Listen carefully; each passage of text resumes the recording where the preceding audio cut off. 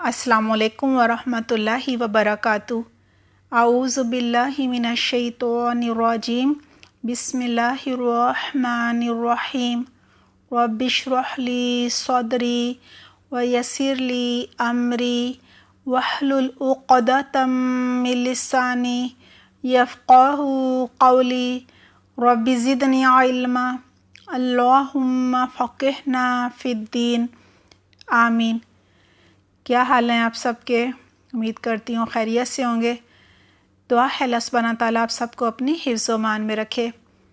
ہمارا آج کا ٹاپک ہے زیارت مسجد النبی صلی اللہ علیہ وسلم، زیارت مسجد نبوی صلی اللہ علیہ وسلم کے مسائل۔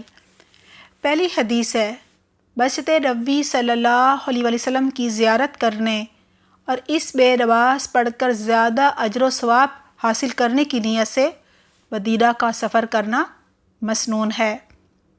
عن ابی ہریرہ رضی اللہ عنہ یبلغ بہ النبی صلی اللہ علیہ وسلم لا تشد الرجال الا الى ثلاثة مساجد، مسجدی ھذا ومسجد الحرام ومسجد الاقصی، رواہ مسلم۔ حضرت ابو ہریرہ رضی اللہ عنہ رسول اللہ صلی اللہ علیہ وسلم سے روایت کرتے ہیں، 3 مساجد کے علاوہ کسی دوسری مسجد کا زیادہ ثواب حاصل کرنے کی نیت سے سفر اختیار نہ کیا جائے۔ نمبر 1 مسجد نبوی، نمبر 2 مسجد حرام اور نمبر 3 مسجد اقصی۔ اسے مسلم نے روایت کیا ہے۔ یہاں پہ یہی بتایا جا رہا ہے کہ صرف یہ 3 مساجد ایسی ہیں کہ جب آپ ان کی زیارت کریں، جب ان مسجدوں میں جائیں تو نیت کیا ہونی چاہیے؟ زیارت کرنے کی اور نماز پڑھ کر زیادہ اجر و ثواب حاصل کرنے کی۔ یہ اس طرح سے نیت کر کے اگر سفر کیا جائے تو یہ مسنون عمل ہوگا۔ اگلی حدیث ہے، مسجد نبوی صلی اللہ علیہ وسلم میں نماز کا ثواب مسجد حرام کے علاوہ باقی تمام مساجد سے 1000 گنا زیادہ ہے، یعنی جو عام مساجد ہیں ان کے مقابلے میں 1000 گنا زیادہ ہے۔ عن ابن عمر رضی اللہ عنہما عن النبی صلی اللہ علیہ وسلم قال صلاة فی مسجدی ھذا افضل من 1000 صلاة فیما سواہ الا المسجد الحرام، رواہ مسلم۔ حضرت عبداللہ بن عمر رضی اللہ عنہما سے روایت ہے کہ رسول اللہ صلی اللہ علیہ وسلم نے فرمایا، میری اس مسجد میں نماز کا ثواب باقی مساجد کے مقابلے میں 1000 گنا زیادہ ہے، سوائے مسجد حرام کے۔ اسے مسلم نے روایت کیا ہے۔ مسجد حرام میں 1,00,000 جو ہے نمازوں کا اجر ہے، اور یہاں پہ 1000 گنا، وہاں 1,00,000 گنا۔ اگلی حدیث ہے، مسجد نبوی صلی اللہ علیہ وسلم میں داخل ہوتے اور نکلتے وقت عام مساجد کی دعا مانگنا مسنون ہے۔ عن ابی حمید او عن ابی اسید رضی اللہ عنہما قال قال رسول اللہ صلی اللہ علیہ وسلم اذا دخل احدکم المسجد فلیقل اللہم افتح لی ابواب رحمتک واذا خرج فلیقل اللہم انی اسألک من فضلک، رواہ مسلم۔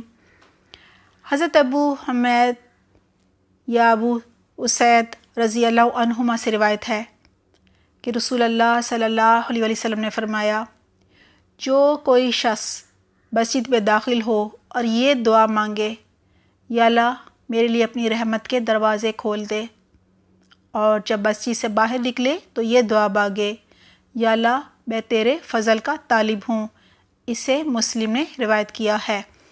یعنی عام مسجد میں جب ہم داخل ہوتے ہیں تو یہی دعا مانگتے ہیں، اللہم افتح لی ابواب رحمتک، اے اللہ ہمارے لیے اپنی رحمت کے دروازے کھول دے۔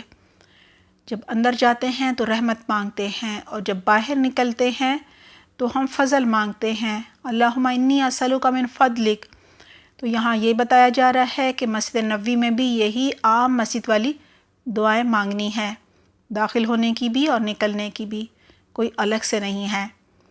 اگلی حدیث ہے، مسجد میں داخل ہونے کے بعد پہلے تحیۃ المسجد ادا کرنے چاہیے، پھر قبر مبارک پر حاضر ہو کر درود و سلام پڑھنا چاہیے۔ عن ابی قتادہ رضی اللہ عنہ قال دخلت المسجد ورسول اللہ صلی اللہ علیہ وسلم جالس بین ظہران الناس قال فجلست فقال رسول اللہ صلی اللہ علیہ وسلم ما منعك ان ترقع رقعتين قبل ان تجلس قال فقلت یا رسول اللہ صلی اللہ علیہ وسلم رأيتك جالسا والناس جلوس قال فإذا دخل أحدكم المسجد فلا يجلس حتى يرقع رقعتين رواہ مسلم۔ حضرت ابو قتادہ رضی اللہ عنہ کہتے ہیں، میں مسجد نبوی صلی اللہ علیہ وسلم میں حاضر ہوا اور رسول اللہ صلی اللہ علیہ وسلم صحابہ کرام رضی اللہ عنہم کے درمیان تشریف فرما تھے۔ میں بھی ان کے پاس بیٹھ گیا۔ رسول اللہ صلی اللہ علیہ وسلم نے فرمایا، بیٹھنے سے پہلے 2 رکعتیں تحیۃ المسجد پڑھنے سے آپ کو کس چیز نے روکا؟ حضرت ابو قتادہ رضی اللہ عنہ نے عرض کیا، یا رسول اللہ صلی اللہ علیہ وسلم، میں نے آپ کو اور لوگوں کو بیٹھے دیکھا تو میں بھی بیٹھ گیا۔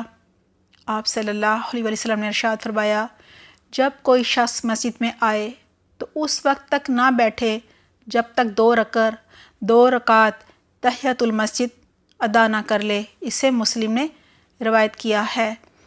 یعنی کئی دفعہ ہوتا ہے ہم مسجد میں داخل ہوتے ہیں اور اذان شروع ہو جاتی ہے، اس وقت بھی بیٹھنا نہیں چاہیے، کھڑے ہو کر آپ اذان کا جواب دیں اور اس کے بعد 2 رکعت پڑھیں اور پھر بیٹھیں، یہ مسجد کا حق ہوتا ہے۔ اگلی حدیث ہے، مسجد نبوی صلی اللہ علیہ وسلم میں اگر روضۃ الجنہ میں عبادت کرنے کا موقع مل جائے تو وہ زیادہ اجر و ثواب کا باعث ہوتا ہے۔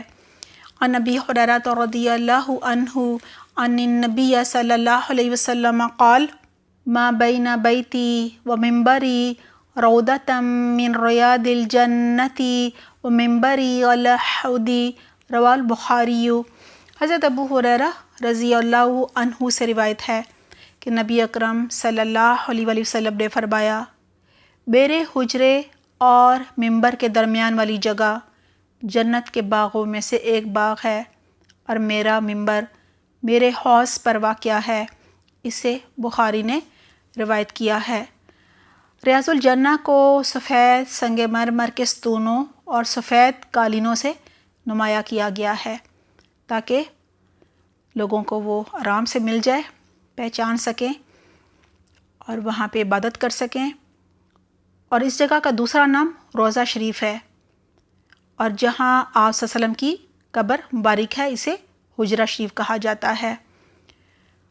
کہا جاتا ہے یہ جو ریاض الجنہ ہے یہ قیامت کے دن جنت میں یہ حصہ چلا جائے گا، جیسے کہ حجر اسود ہو سکتا ہے جنت میں، جنت سے ہی آیا تھا جنت میں ہی واپس چلا جائے، اس طرح یہ بھی جنت ہی کا ایک حصہ ہے اور واپس جنت ہی میں چلا جائے گا۔ نفاق اور جہنم سے برات کے لیے مسجد نبوی میں 40 نمازیں پوری کرنے کا اہتمام کرنا صحیح احادیث سے ثابت نہیں ہے۔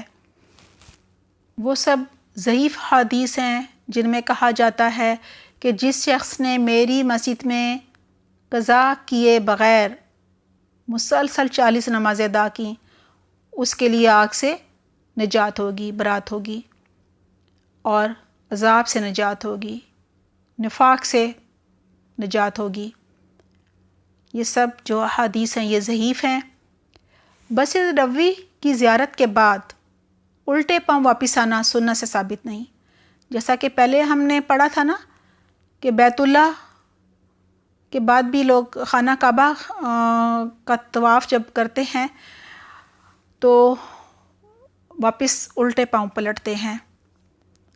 تب بھی ہم نے یہی بات کی تھی کہ یہ سنت سے ثابت نہیں ہے، یہ خود ساختہ عمل ہے، اور یہ کسی صورت بھی ایک مومن کو جو ہے نہیں جچتا کہ وہ اس طرح سے کرے، اس کی شان کے خلاف ہے، کیونکہ الجھے گا، ادھر ادھر گرے گا، چیزوں میں ٹکرائے گا. مسجد نبوی صلی اللہ علیہ وسلم میں ہر نماز کے بعد بلند آواز سے السلام علیکہ یا رسول اللہ کہنا سنت سے ثابت نہیں، یہ بھی مسنون عمل نہیں ہے. اللہ سبحانہ تعالیٰ ہمیں بہترین عمل کی توفیق عطا فرمائے. سبحانک اللہم و بحمدک نشہد ان لا الہ الا انت نستغفرک و نتوب الیک. والسلام علیکم ورحمۃ اللہ وبرکاتہ.